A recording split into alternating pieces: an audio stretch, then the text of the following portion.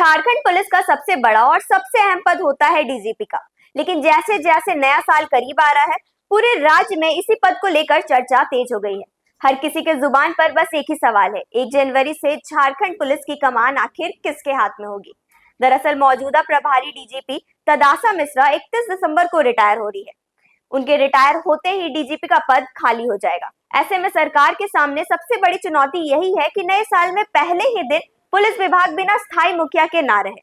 इसी को लेकर सरकारी स्तर पर लगातार बैठक हो रही है, फाइलें इधर से उधर घूम रही है और फैसले को लेकर मंथन चल रहा है। पुलिस महकमे से लेकर राजनीतिक गलियारों तक हर जगह बस यही चर्चा है कि नया डीजीपी आखिर कौन होगा। अगर दावेदारों की बात करें तो इस वक्त झारखंड में डीजीपी रैंक के सिर्फ 3 ही आईपीएस अधिकारी मौजूद हैं।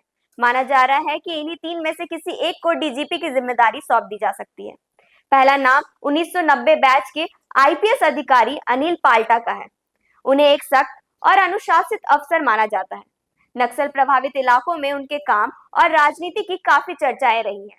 वे पहले होमगार्ड और फायर सर्विस जैसे अहम विभाग संभाल चुके हैं और फिलहाल रेल डीजी के पद पर तैनात हैं। दूसरा नाम 1992 बैच के आईपीएस अधिकारी प्रशांत सिंह का है। उन्होंने करीब 32 साल की सेवा में कई जिलों में एसपी के तौर पर काम किया है। पुलिस मुख्यालय में भी वे अहम जिम्मेदारियां निभा चुके हैं। इस समय वे डीजीपी वायरलेस पद पर कार्यरत हैं। तीसरा नाम 1993 बैच के आईपीएस अधिकारी एमएस भाटिया का है। उन्हें तेज तर्रार अधिकारी के रूप में जाना जाता है। वे कई जिलों में एसपी रह चुके हैं, रांची जोन में आईजी भी रह चुके हैं और केंद्रीय बल में प्रतिनियुक्ति पर भी काम कर चुके हैं। फिलहाल वे डीजीपी होमगार्ड और फायर सर्विस में हैं। डीजीपी की नियुक्ति को लेकर एक बड़ा सवाल ये भी है कि सरकार किस प्रक्रिया को अपनाएगी। क्या नियुक्ति यूपीएससी के जरिए होगी या फिर राज्य सरकार अपनी नियमावली के तहत फैसला लेगी। झारखंड सरकार पहले ही डीजीपी चयन से जुड़ी अपनी नियमावली बना चुकी है। इसी नियमावली के आधार पर पहले भी नियुक्तियां हुई थी, लेकिन तब इस पर विवाद खड़ा हो गया था और यूपीएससी ने इसे मानने से भी इनकार कर दिया था। अब फिर से चर्चाएं तेज हो गई है कि सरकार इसी नियमावली के तहत डीजीपी नियुक्ति कर सकती है, जिससे मामला एक बार फिर कानूनी बहस में फंस सकता है। नियमों के मुताबिक डीजीपी का कार्यकाल कम से कम 2 साल का होना चाहिए। साथ ही चुने जाने वाले अधिकारियों को सेवा में कम से कम 6 महीने का समय बाकी होना जरूरी है। इस कसौटी पर तीनों अधिकारियां फिट बैठते हैं।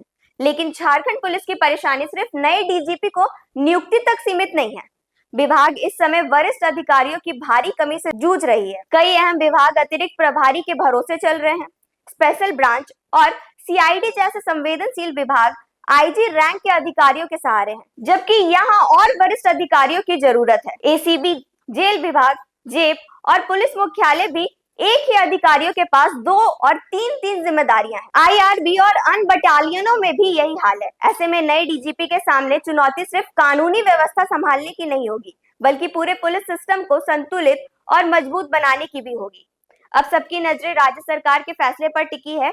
क्या नए साल के पहले दिन झारखंड को एक स्थायी और मजबूत डीजीपी मिलेगा या फिर ये सस्पेंस अभी भी चलता रहेगा? इसका जवाब आने वाले कुछ दिनों में ही सामने आ पाएगा। इस पर अपनी राय हमसे जरूर साझा करें और ऐसी अपडेट्स के लिए जुड़े रहें और देखते रहें न्यूज़ 26 झारखंड। तब तक के लिए धन्यवाद।